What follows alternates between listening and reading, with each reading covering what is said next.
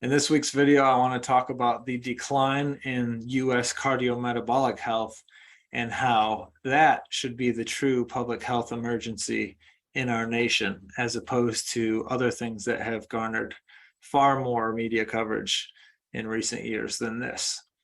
But we'll look at a study today that was released just 2 weeks ago, July 12th, 2022, in the American Journal of Cardiology, by the American College of Cardiology, that has followed trends in cardiometabolic health in U.S. adults for a 20-year period between 1999 and 2018. And it's you could probably intuit what the findings were, because if you look around, America isn't thinner, heart deaths haven't gone down, all the outward evidence, it's pretty obvious that America hasn't got healthier along those lines, but this study puts it in hard numbers for us.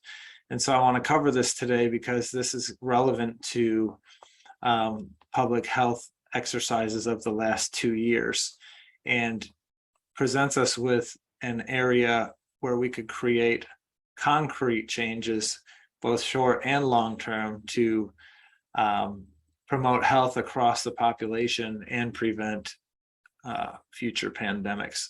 So let's jump from the PowerPoint over to the actual PDF of the study. And again, this is from the American College of Cardiology. And if we dig into the study here, these authors used the National Health and Nutrition Examination Survey, also called the NHANES study, to compare data from 1999 through 2018 to follow the trends of cardiometabolic health in our U.S. adults. And in previous videos, we've used the NHANES study to look at other health issues in the U.S. population. The most recent one, we used the NHANES study to look at nutrient deficiencies in the U.S. population. And in looking at that study, we found that the average American is deficient in vitamins D, A, E, selenium, zinc, and others.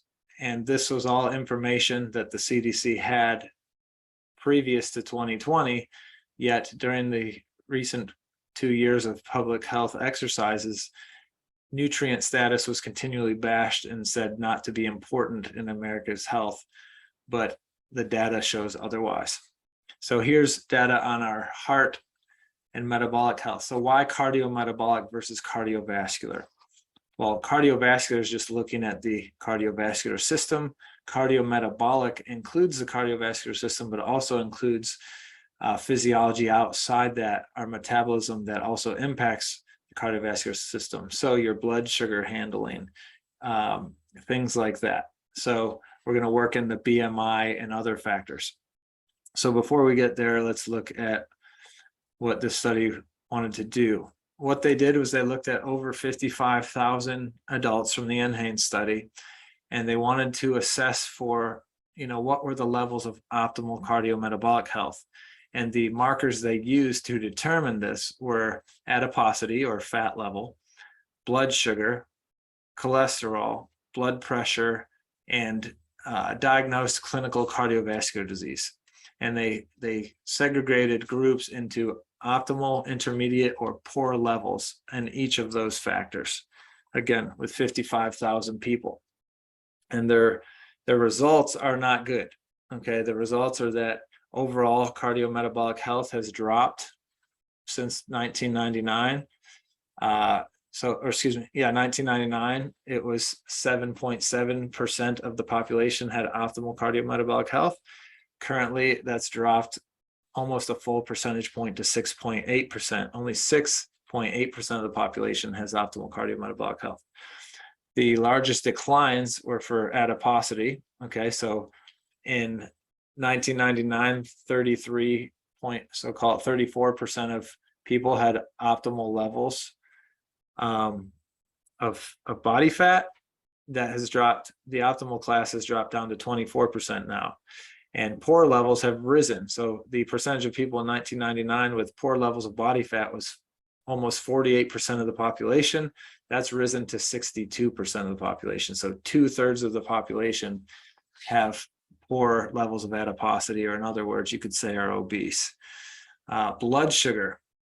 The amount of people with optimal blood sugar in 1999 was 59%. That's dropped to 37%. And the number of people with poor blood sugar levels has risen from 8.5% to almost 14% in the intervening 20 years. So these things are not good. And so let's dive in further to this. There's a couple good graphics in this study. The first one is here, and it's helping us determine what is optimal, what is intermediate, and what is poor cardiometabolic health. So if we look here, we can see here are here's how you qualify for optimal cardiometabolic health. From a fat standpoint, they want you to have a BMI less than 25, okay? Which for women, that's a waist circumference is going to be less than 88 centimeters, men less than 102 centimeters. And sorry, we'll have to do math later to figure out what that equates to in inches for us, which it's funny that they're doing centimeters because this is a US study. Blood sugar, a fasting blood sugar of less than 100 is optimal in the eyes of the study. And A1C less than 5.7%, it was considered optimal, and you have to not be taking diabetes medication. Okay, well, if you have numbers less than both of those, you probably shouldn't be taking diabetes medication. But as always, they're not looking at the insulin markers in these people, and that might be one factor that could cause you to be on a diabetes medication, even if your A1C is less than 5.7. Blood lipids, they want a total cholesterol to HDL ratio of less than 3.5 and not be on any statin drugs. Blood pressure, less than 120 over less than 80, and no blood pressure meds, and then no history of cardiovascular disease. This is what qualifies a person as optimal. Okay, and then as those numbers get worse, you move into the intermediate category or the poor health category. The poor cardiometabolic health category has a BMI of greater than 30. Now, if you're out there listening and you figured your BMI and your BMI is greater than 30, you might not be obese, okay? What do you mean? Okay, BMI is a very poor number. It's basically looking at your height and your body weight and giving you a number. Well, at my peak, so I played college football. At my peak in college football, I was 6'2", 217. Those numbers put my BMI over 30, so I was technically obese, but I was the strongest and fastest that I'd ever been. Okay, so it doesn't equate how much of your body weight is muscle versus how much is fat. So going off BMI alone is not a good marker, but it can be relevant in the constellation of all these factors, right? Because if you have a BMI over 30 and you have high blood sugar and poor cholesterol and high blood pressure, well, then we know it's not because you have more muscle, right? So those are the criteria by which they segregated the different people in the study. And if we keep going down here, one thing I pull out here is from 1999 to 2018, the prevalence of metabolic syndrome increased from 36% to 47%. Okay, well, metabolic syndrome is poor blood sugar, poor cholesterol, and poor blood pressure all combined. Okay, so it's not just you have blood sugar issues, it's you have, the whole metabolic syndrome of blood sugar, cholesterol, and blood pressure. So again, not setting us up to be healthy as a nation. If we skip down to this graphic here, we can see we're looking at graphic A, and I'm going to switch my color here to red. So we're looking at this guy, and this graph is looking at age. So the different color lines are different age groups, and the percentage here are the percentage of people with optimal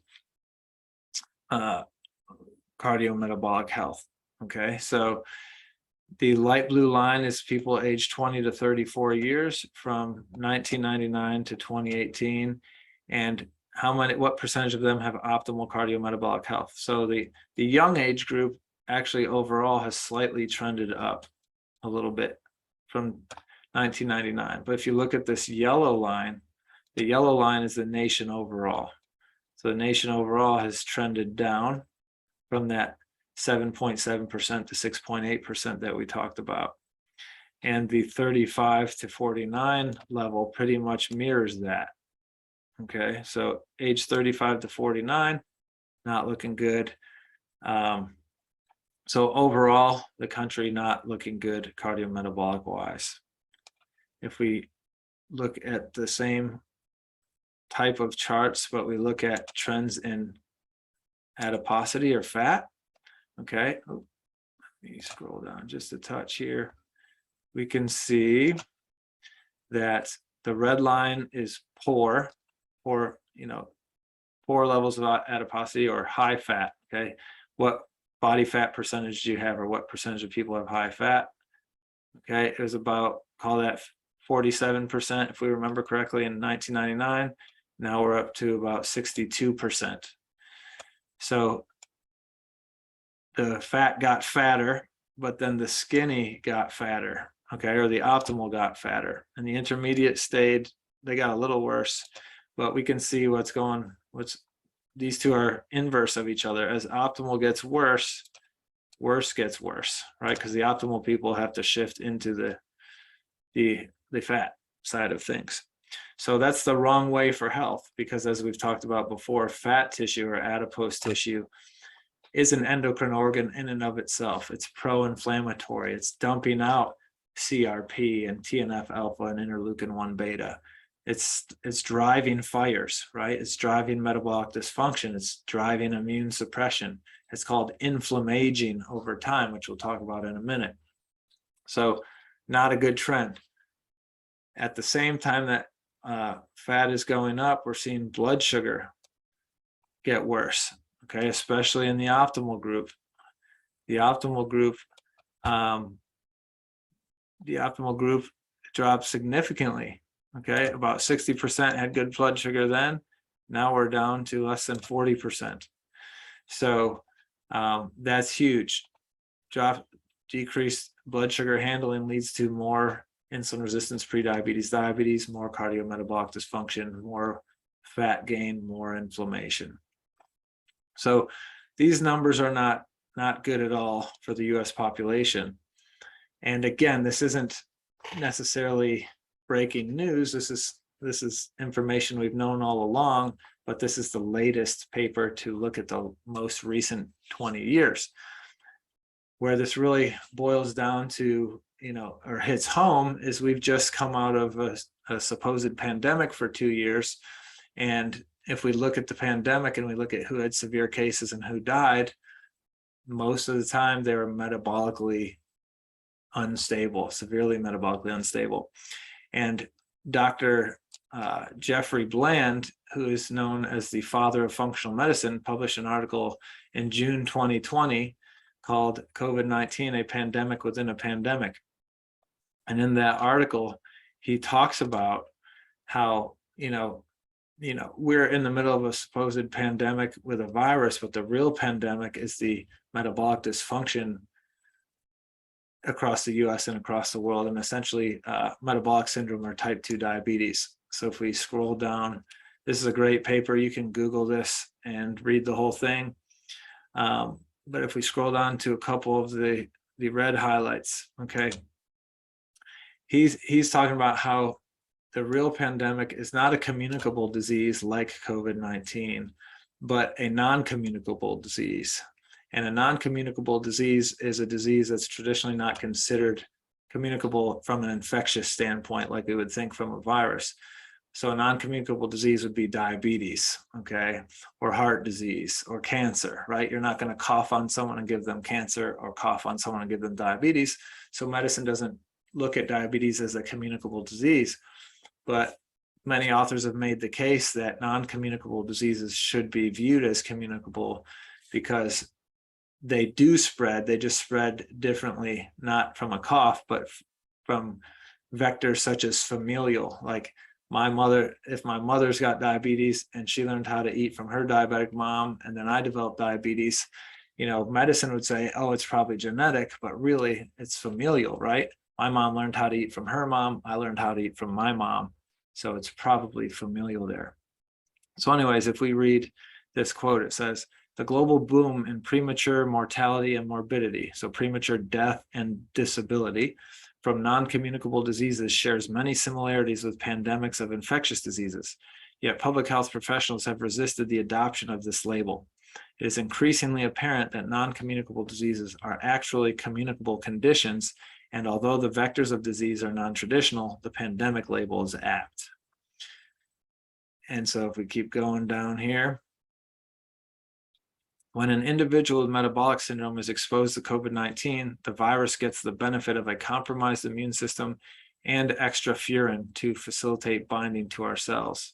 So furin is a mechanism that the spike protein uses to hijack our cells, enter our cells. So this statement is saying people with metabolic syndrome have worse immune systems and increased furin. So they're set up to be more infected, more severe outcome, more at risk. So if they weren't suffering from metabolic syndrome, they likely, if they got infected, would have had a mild case like a healthier person does, right? So is the pandemic the virus, or is the pandemic the environment that the virus is entering, in this case, a person with metabolic syndrome? And so the best and most logical step is to reduce the prevalence of metabolic syndrome if we want to reduce future pandemics. Many lifestyle, environmental, and dietary factors are associated with abnormal immune function related to chronic inflammation and metabolic syndrome. Studies of the COVID-19 pandemic are being published every day. And remember, now we're 2 years later, so there's thousands of them. And some researchers are already positing that diet and metabolic syndrome could partially be responsible for the high variability that has been noted in infection and death rates. So again, Dr. Bland was on the forefront here of saying, hey, this pandemic that we're shutting down the world over is a pandemic really that's been here since before March 2020.